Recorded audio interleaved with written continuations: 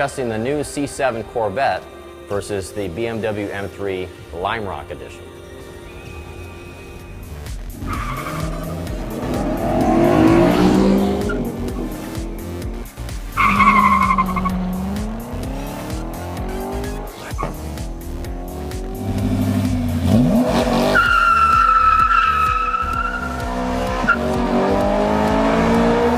It wasn't really even too much of a competition here. The Corvette with its big V8 and its launch control and its no-lift shifts pretty handily beat the M3, but there was a reason for that, which is that our particular M3, we couldn't get the launch control to work. And so when the launch control doesn't work with its dual clutch transmission, it becomes a rather finicky car to launch. Well, the BMW official told us it may have used up its max lifetime launch control ability.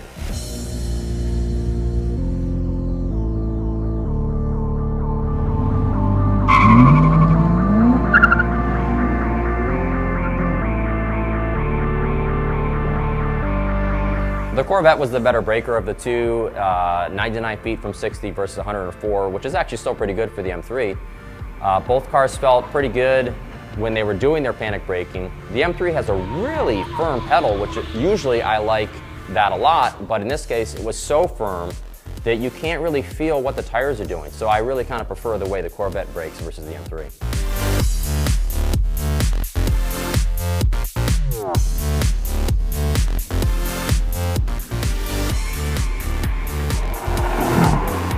Again here, the Corvette pretty handily beat the M3 through the slalom.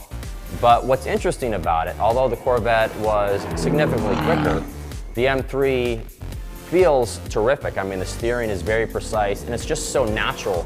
And the car never feels like it wants to bite you, whereas the Corvette, you feel like if it wasn't for all these electronic doodads, that maybe it would be a bit of an unruly car.